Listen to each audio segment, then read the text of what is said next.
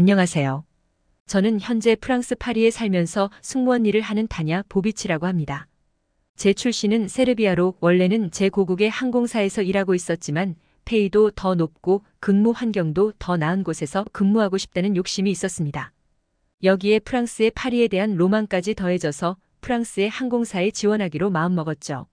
저처럼 외항사 취업을 준비하고 있던 다른 직원은 한국의 항공사도 괜찮다면서 함께 지원해보자고 권유했지만 딱히 관심 없었습니다. 아시아의 항공사들이 날고 기어봤자 유럽 항공사들보다 못하다는 생각도 고정관념도 있었고 무엇보다 프랑스에 대한 로망이 컸어요. 저는 국제선 승무원이었지만 예전 구소련 영향 아래 있었던 루마니아와 헝가리, 불가리아 같은 동유럽 국가 노선들을 주로 담당했기 때문에 서유럽 국가에 가본 적이 없었습니다. 그래서 제가 생각하고 있는 파리의 모습은 TV에 나온 로맨틱한 모습이었고 실상을 알 길이 없었습니다. 에어프랑스에 취직하면 허브공항이 파리에 있으니 낭만의 도시에서 살 수 있겠다는 막연하고 낙관적인 희망을 품고 있었습니다. 다행히도 저는 어렵지 않게 프랑스 항공사에 붙을 수 있었는데요. 제 생각에는 막힘없이 프랑스어를 한다는 점이 어필된 것 같아요. 저는 4년 전부터 원어민 프랑스 선생님이 진행하는 수업을 들으며 열심히 프랑스어를 공부해서 일상적인 의사소통은 수월하게 하는 편이었는데 면접관이 제 프랑스어를 듣고 엄청나게 놀라더군요. 당연히 프랑스어권 국가에서 유학 생활을 한지 알았다며 왜 이렇게 잘하냐고 놀란 눈치였습니다. 그 당시 프랑스에 대한 환상 때문에 프랑스어를 공부한다는 저를 한심하게 보는 사람들이 많았는데 정작 그렇게 몇 년 전부터 공부한 프랑스어가 취업길을 열어준 것이죠. 그렇게 외항사에 취직한 저는 프랑스 파리로 이사를 하게 되었습니다. 그동안 해외를 안 가본 것은 아니었지만 일하면서 하루 이틀씩 체류하는 거랑 실제 외국에서 사는 건 좀 다른 의미였기에 무척 설렜습니다. 드디어 꿈을 실현한다는 기쁨도 잠시. 파리의 실상을 알게 된 저는 몹시 실망하게 되었습니다.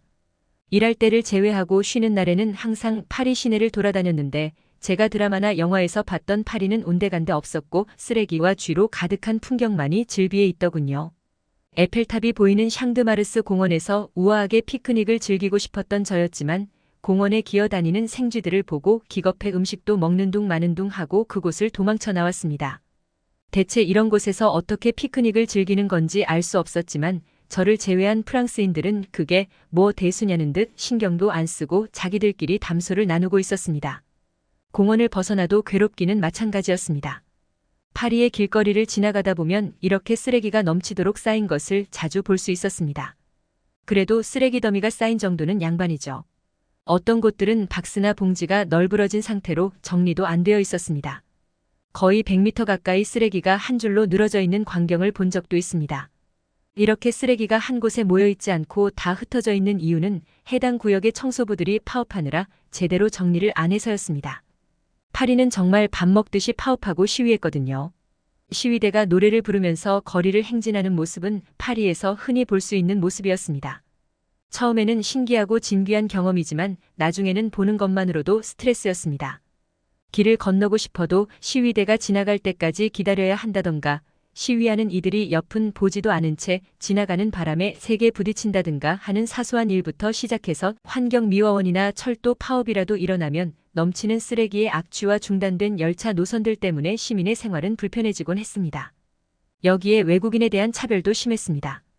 저는 토종 세르비아인이라 누가 봐도 백인이었음에도 불구하고 외국인이라는 것 때문에 얕잡아 보는 사람들이 많았습니다. 프랑스어가 유창하지만 원어민이 아니라 외국인이다 보니 약간 발음이 어색할 때가 있었는데 대놓고 노려보면서 더러운 표정으로 제 발음을 교정해 주더군요. 은행이나 식당에 갔을 때 그런 일을 여러 번 당하다 보니 처음에는 당황했지만 나중에는 저도 화가 나 소심한 복수를 하곤 했습니다. 구글 비평에 외국인 발음 꼽주는 최악의 식당이라고 적는다든가 하는 것들 말입니다. 백인인 제가 이 정도인데 동양인이나 흑인은 어떻겠습니까? 예상이 가시죠? 프랑스에 대한 환상이 깨진 저는 조금씩 외항사에 온 것이 후회되었습니다. 월급은 올랐지만 대신 세르비아보다 비싼 프랑스의 물가를 감당해야 했기 때문에 경제적 측면에서도 특별히 더 나아졌다는 느낌이 없었습니다. 저는 차라리 노선을 바꿔서 다시 동유럽 쪽으로 이사할 고민이 됐습니다. 저처럼 타국에서 일하는 외항사 승무원들은 크게 두 가지로 분류되는데 자국 승무원과 비슷한 방식으로 글로벌하게 일하는 승무원들과 특정 지역 노선에서 승객들을 응대하기 위해 일하고 있는 해당 국적의 노선 승무원들로 구분되었습니다. 저 같은 경우는 전자 쪽이었지만 후자 쪽으로 바꾸면 해당 국가의 공항을 중심으로 일할 수 있어 거기서 살 수 있었습니다. 그러나 원한다고 제 마음대로 되는 건 아니었습니다.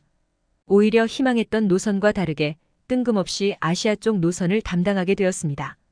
제가 맡은 노선은 한국행 노선으로 파리에서 인천공항까지 이동했다가 잠시 체류한 뒤 다시 파리행 노선을 타고 돌아오는 일정이었습니다. 첫 인천행 비행을 하고 느낀 점은 한국인 승객들은 굉장히 매너가 좋다라는 것이었습니다. 그전에는 저는 주로 유럽행 노선을 맡았기에 저와 같은 유럽인들이 훨씬 많았고 중간중간 소수의 동양인이 껴있는 정도였습니다. 하지만 인천행 노선을 맡게 되면서 승객들의 절반 정도가 한국인이었고 그 덕분에 확연한 구분이 가능해져 다른 나라 승객들과의 차이점이 뚜렷하게 보였습니다. 한국인 승객들은 비행기에 탑승하면서 승무원들이 비행기 표를 확인하려 들면 기다렸다는 듯 먼저 보여주는 사람들이 많았습니다. 반면에 유럽 승객들의 경우에는 그제야 다급하게 꺼내는 사람들도 있었고 왜 또 보여줘야 하냐면서 귀찮다는 듯이 말하는 사람도 있었습니다. 좌석에 앉아 기내식을 먹을 때도 마찬가지였습니다. 기내식을 실은 푸드카트가 나타나면 한국인들을 당연하다는 듯 테이블을 펴곤 했습니다. 테이블 위에 신문이나 잡지가 올려져 있던 사람들은 재빠르게 물건을 치우고 기내식을 받을 준비를 했고요. 또한 탑승한 동행인들이 있는 경우에는 미리 앞쪽에서 기내식을 받는 승객들을 보고 어떤 메뉴를 선택할지 물어본 다음 취합해 승무원들에게 알려주기도 했습니다. 유럽 승객들은 일반적으로 이렇지 않거든요. 테이블을 펴달라는 요청부터 시작해서 메뉴 주문까지 하나하나 물어보고 해야 했어요.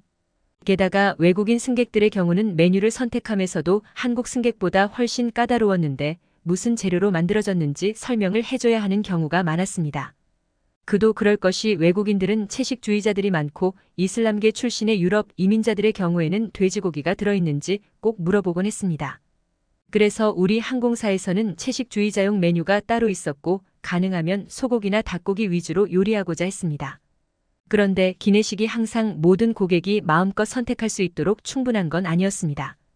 가끔 승객들의 취향이 특정 메뉴에 쏠리면 모자라는 경우가 있었어요. 채식주의자용 메뉴의 경우에는 가능하면 승객분들에게 먼저 신청하시면 따로 그 승객용을 챙긴다고 홈페이지나 안내 문자로 말씀드려도 제대로 읽는 사람이 없는지 꼭 탑승하고 나서야 저는 고기를 안 먹는데요 라고 볼멘 소리를 하는 사람들이 많았습니다. 이번에도 그런 승객이 어김없이 나타났는데 채식용 기내식이 다 떨어져서 양해 부탁드린다고 말씀드려도 테이블을 탕탕 치면서 내놓으라고 고집을 부렸습니다. 스트레스 때문에 머리가 지끈거리는 곳인데 한국인 승객 한 명이 화내지 말라면서 자신이 시킨 채식을 양보해 주었습니다. 그분께 어찌나 미안하던지요.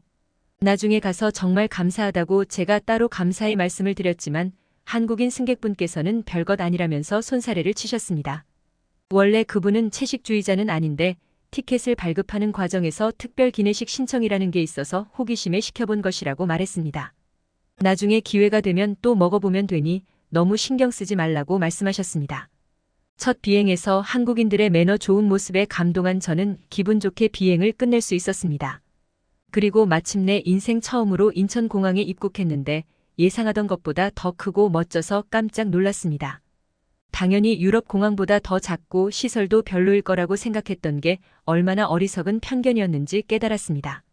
세상이 모든 공항을 가보지는 않았지만 그래도 승무원인 만큼 꽤 여러 공항을 가봤는데도 한국처럼 로봇이 돌아다니는 곳은 처음이었습니다. 승객들을 안내해주는 로봇부터 시작해서 짐을 옮겨주는 로봇, 심지어는 공항 내에서 배달하는 로봇까지 있어 가게 점원이 직접 로봇에 배달한 빵과 차를 넣자 자동으로 목적지까지 움직이는 놀라운 장면도 보았습니다. 공항을 빠져나가는 도중에 보이는 아름다운 예술품, 그리고 공항에서 펼쳐지는 무료 전통 공연들은 저의 눈길을 이끌었지만 더는 시간을 지체할 수 없어 아쉬운 마음을 머금고 숙소로 향했습니다. 인천공항 인근 호텔에 짐을 푼 저는 이른 저녁을 먹은 뒤 급하게 나와 공항철도를 타고 서울역으로 향했습니다. 서울역에서 제가 예약해 놓은 시티투어 버스를 타야 했거든요. 서울의 아름다운 야경을 보며 가이드의 설명을 듣는 프로그램이었는데 2층 버스를 타고 주요 명소들을 구경할 수 있어 저런 외국인들이 많이 이용하는 프로그램이었습니다. 버스에 탑승한 저는 도시의 아름다운 풍경을 감상했습니다. 저녁 시간이었지만 서울의 길거리는 아직도 찬란한 불빛으로 가득해 구석구석이 잘 보였습니다. 쓰레기로 가득한 파리와 다르게 길거리가 깨끗했고 반짝이는 도시의 모습은 너무 아름다웠습니다. 이후에도 저는 한국행 노선을 다니면서 서울의 온갖 곳들을 다 가봤어요. 한강에서 유람선도 타보고 경복궁이나 한옥마을도 가봤죠. 그리고 깨달았습니다. 제가 진짜 살고 싶었던 도시의 모습은 오히려 파리가 아니라 서울이 가지고 있었다는 것을요. 청결하고 깨끗하며 기반 시설들이 잘 갖추어져 있으며 외국인에게 친절한 도시.